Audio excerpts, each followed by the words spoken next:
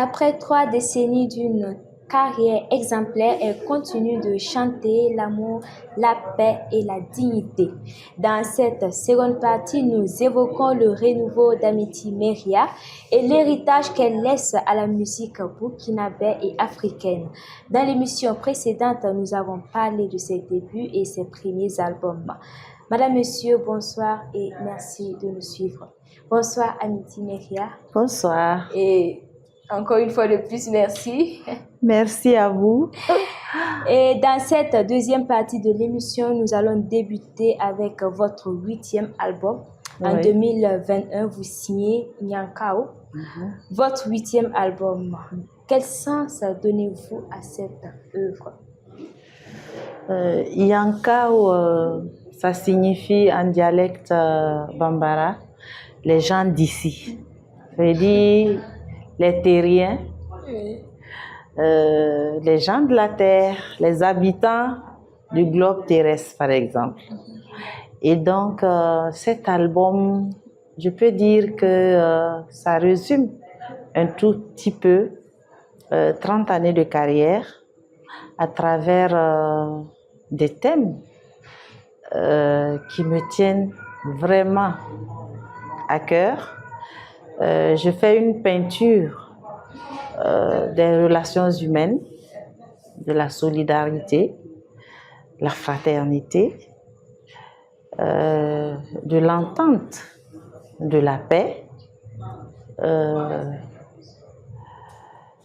Je fais un clin d'œil à tout ce qui est solidarité entre nous. Mais je fais également une peinture de notre monde actuel où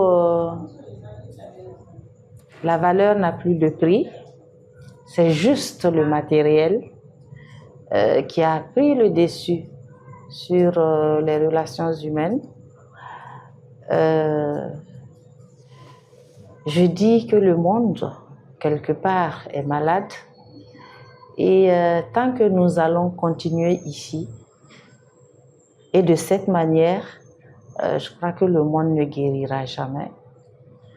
Donc c'est une inquiétude que j'émets, alors que finalement l'être humain qui se considère surpuissant avec le matériel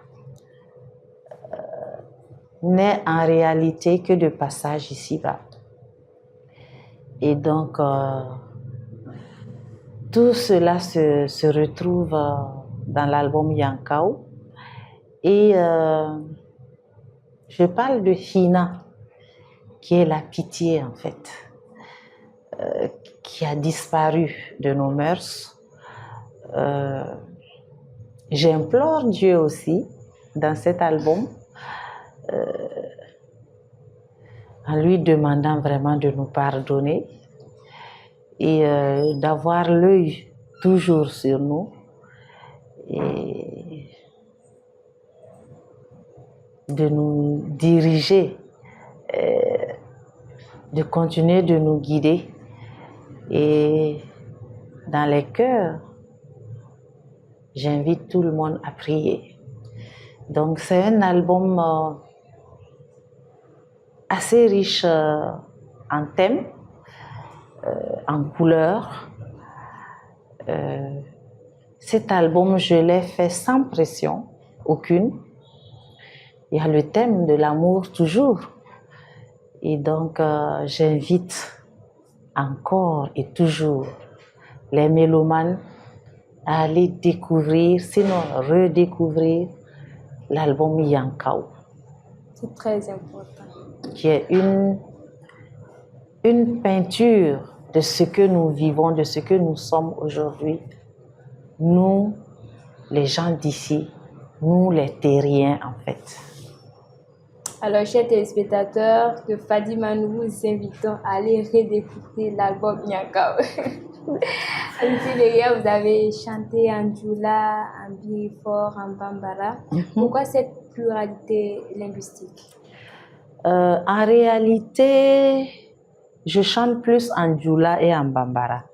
Mais il m'arrive souvent de faire des clins d'œil, par exemple sur le birifort, qui est le dialecte de ma mère, le dafi, qui est le dialecte de mon père. Donc il m'arrive en tout cas de chanter dans ces langues, en plus un peu du français, de l'anglais. Bon, je crois que c'est une manière pour moi aussi de m'ouvrir un peu au monde, de ne pas rester hermétiquement fermée, quoi, en fait. Voilà. Oui. Mais j'ai la chance que le djoula et le bambara soient des dialectes parlés dans plusieurs pays d'Afrique. Donc, je crois que c'est un atout, c'est un avantage pour moi d'être née dans la culture djoula, bambara, et donc de véhiculer aussi cette langue à travers mes chansons. Et c'est une chance d'avoir autant d'audience aussi, parce que c'est pas évident. Rien qu'au Burkina Faso, nous avons une 60aine d'ethnies. Dans beaucoup de pays, il y a tellement d'ethnies, mais quand même le djoula et le bambara restent beaucoup parlés. Et donc je crois que c'est un avantage quelque part de me faire comprendre par beaucoup de gens, par un maximum de personnes dans la sous-région ouest africaine. Et comment vous avez fait pour comprendre le bambara, le djoula, le birifort, le dafi? Comment est-ce que vous avez fait pour comprendre toutes ces langues? En fait, le djoula, en fait, c'est un dérivé du bambara. Okay. Vous voyez? Donc, le djoula vient du bambara. Donc, okay. C'est le bambara en version véhiculaire, en fait. Voilà, donc c'est parlé depuis le Fouta Djallon jusqu'en descendant jusqu'au Nigeria. Donc, c'est un langage plus facile, je dirais que le djoula, c'est genre le bambara, mais en version commerciale. Est-ce que vous voyez? Voilà. Oui. Voilà, et en 2022, 30 ans de carrière, 3 décennies de passion, de scène et d'engagement. Quel bilan personnel tirez-vous de ce parcours? Je pense que je rends grâce à Dieu. Je pense que le bilan est plutôt positif. Comme j'aime à le dire souvent, la musique, c'est un éternel recommencement. Donc, c'est un métier où on est à l'écoute de beaucoup de personnes à la fois. C'est un métier qui vous forge à l'écoute parce que c'est un métier qui se pratique en groupe. Donc, c'est-à-dire, vous êtes avec vos musiciens, vous devez rechercher l'harmonie pour pouvoir jouer ensemble. Donc, c'est un métier qui vous donne une grande vue sur le monde, qui vous donne une ouverture d'esprit. Et donc, c'est un métier, un très grand métier que je respecte, qui m'a forgé et qui m'a appris tellement de choses. Et c'est vrai que je continue d'en apprendre, hein, parce que tant qu'on vit, on ne finit jamais d'apprendre. Voilà. Et vous avez toujours défendu des valeurs fortes. Comment cela s'est-il traduit dans votre engagement artistique? J'ai souvent fait de l'autoproduction parce que tout simplement, j'ai toujours voulu me reconnaître à travers ce que je fais. Je crois que c'est le plus important. Parce que rien ne sert de se faire guider sur des diapasons qui vous dépassent. Rien ne sert d'aller vous faire des genres de musique qui ne sont pas ancrés en vous faisant porter, je ne sais pas, des genres de tenues qui ne sont pas de votre culture, rien que pour le côté commercial. je crois que quelque part, ça dénature l'artiste que vous êtes, mais en essayant de rester vous-même, en évoluant selon votre vision des choses, selon votre personnalité, selon vos valeurs, selon votre culture, je crois que c'est le plus important. Donc, ce qui fait que, au bout du compte, vous ne regrettez rien. Vous avez juste suivi votre façon d'être. Vous avez juste suivi votre passion, sans plus, sans moins. Je crois que c'est cela l'essentiel. Et d'où est-ce que vous tirez l'inspiration? C'est à quel moment est-ce que vous composez vos chansons? D'où est-ce que vous tirez l'inspiration? Moi, je crois que l'inspiration, on la tire de la vie de tous les jours, de tout ce que nous traversons. Il n'y a pas un moment précis pour s'inspirer. Une situation ou quelque chose peut agir d'une manière tout de suite devant vous. Ça peut vous inspirer une chanson. Et donc, c'est la société, c'est la vie de tous les jours qui nous inspire. Et vous composez vous-même, vous écrivez vous-même? Bien sûr, depuis le début jusqu'à aujourd'hui. Voilà. Oui. Et hormis les albums, il y a des chansons aussi qu'on nous demande de faire, des chansons à thème, des organismes qui nous demandent des chansons de sensibilisation, de plaidoyer, etc. Donc, il faut être prêt à tout moment. Et en tant que femme, vous avez su marquer votre époque. Et selon vous, quelle est la place de la femme dans le milieu musical au Burkina Faso? Je pense que la femme a une place de choix. Quand vous voyez l'univers de la musique, les femmes ont leur mot à dire. Voilà, je vais me garder de citer des noms, mais dans cette jeune génération qui s'élève et qui s'élève, il y a des noms féminins, en tout cas, qui sont devenus une marque. Et donc, c'est tout à l'honneur du genre féminin, c'est tout à l'honneur des femmes. Et donc, je suis très contente de toutes ces dames, toutes ces femmes qui évoluent dans la musique et qui font parler d'elles et dont les œuvres nous parlent tous les jours. Et vous avez également reçu des distinctions honorifiques par l'État. Quel est le sentiment, le fait d'être reconnu à travers votre passion? Ça vous fait chaud au cœur et ça vous encourage. Ça vous fait vous sentir appartenir à votre communauté. Et c'est très, très important pour un artiste. Voilà, c'est gratifiant en fait, je dirais.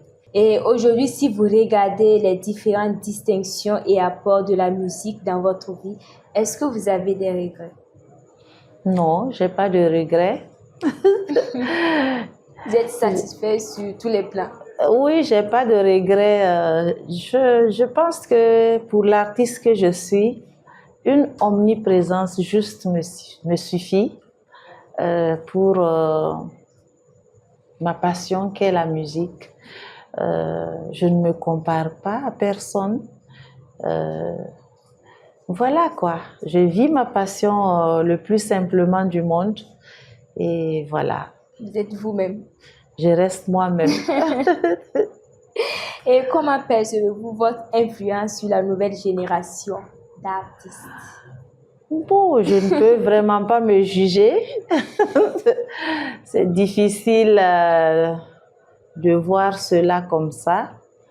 Je crois que je laisse les autres avoir ce regard-là.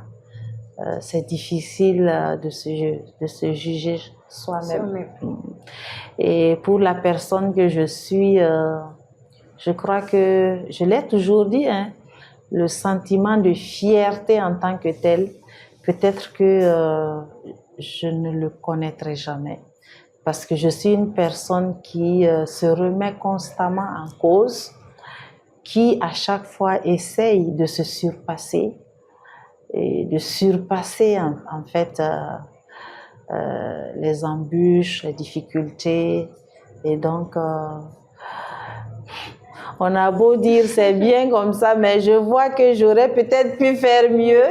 Et donc, à chaque fois qu'un album sort, même au moment où tout le monde est là, je dis, ah, et si j'avais fait comme ça, peut-être, je sais pas. Peut-être que c'est un défaut, mais je suis comme ça. Et voilà, je crois que c'est dû aussi à la rigueur de l'éducation que nous avons reçue. Je ne sais pas, mais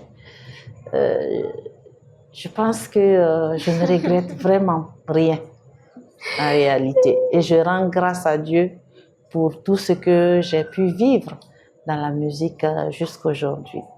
Et quels sont justement les jeunes musiciens ou chanteurs dans lesquels vous reconnaissez aujourd'hui?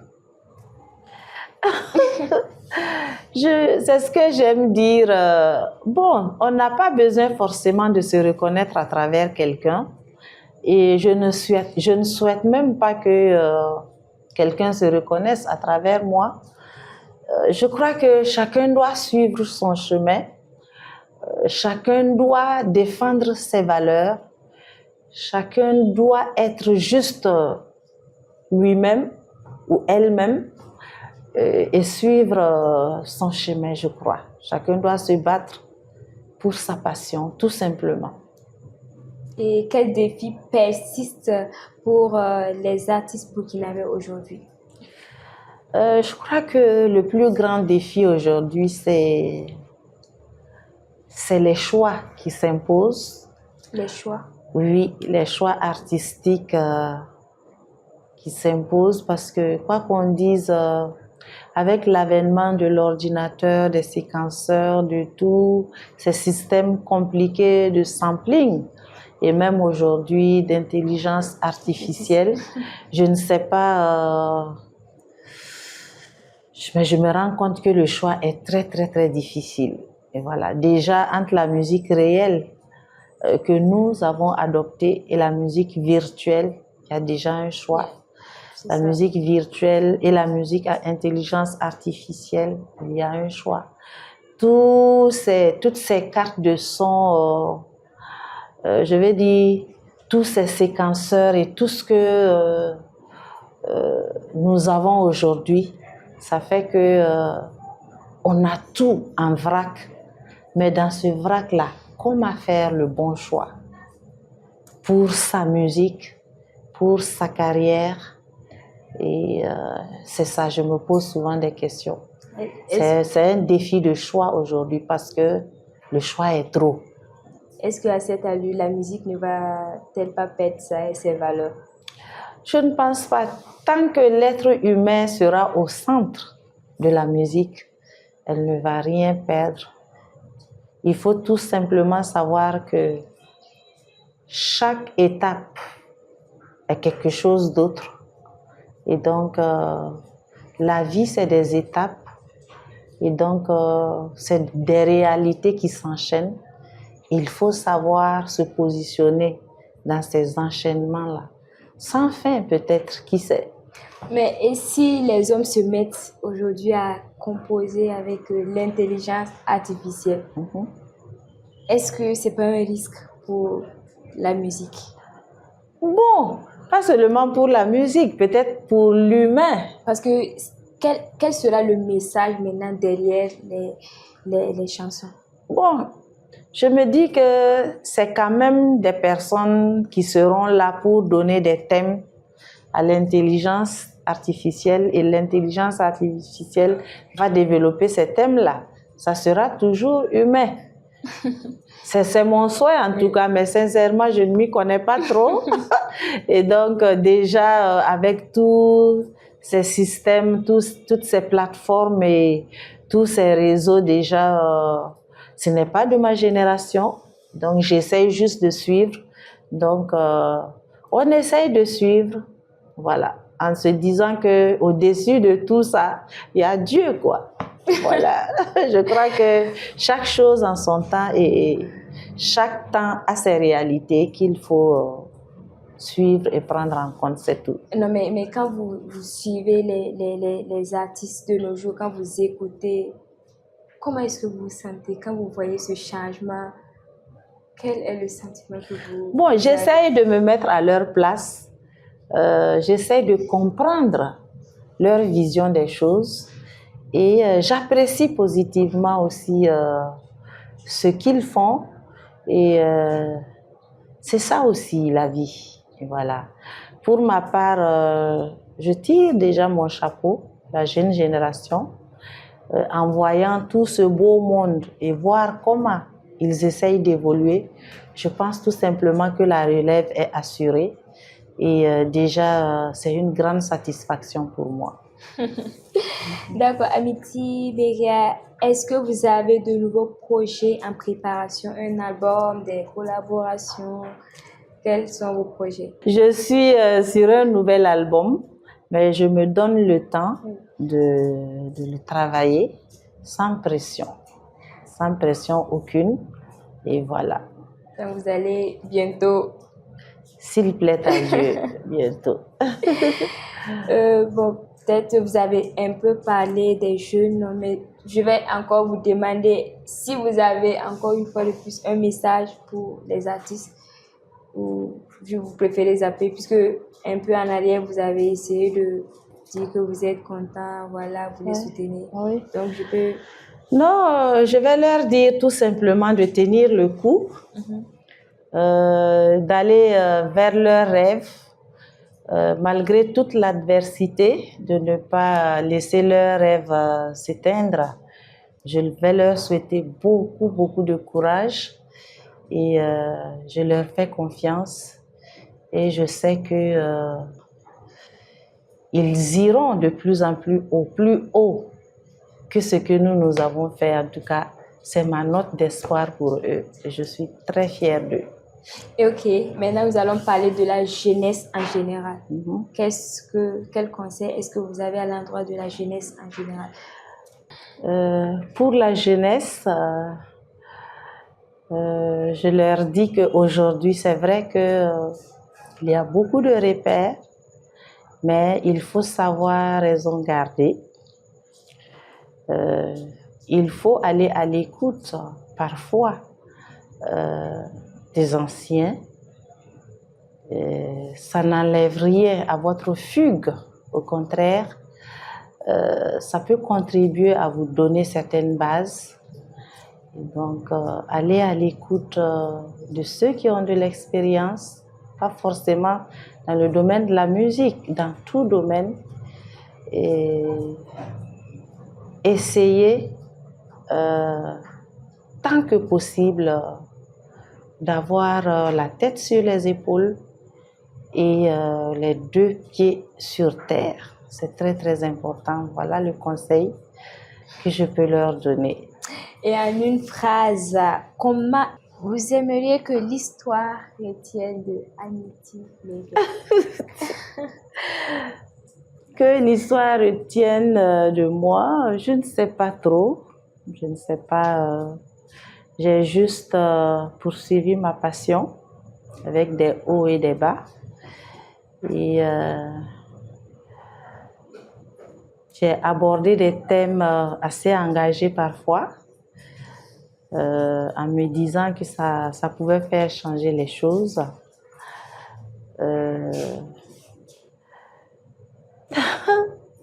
Juste une artiste, en tout cas, qui a essayé de se frayer son chemin, tout simplement. D'accord. Amity Beria, nous sommes à présent à la fin de cette deuxième partie de l'émission. Merci vraiment d'avoir accueilli Fadima Web TV chez vous. Merci également de m'avoir accueilli. Je profite pour souhaiter beaucoup de paix pour notre pays. Amen. Et pour ses habitants. Que Dieu veille vraiment sur le Burkina Faso. Merci.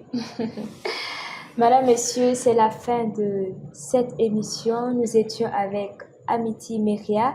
Avec elle, nous avons évoqué beaucoup, nous avons parlé de son parcours, ses albums, ses distinctions.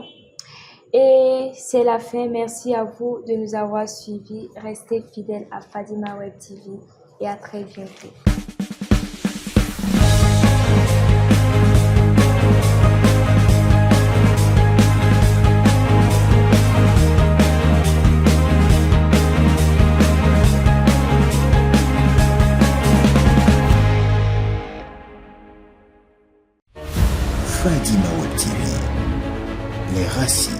de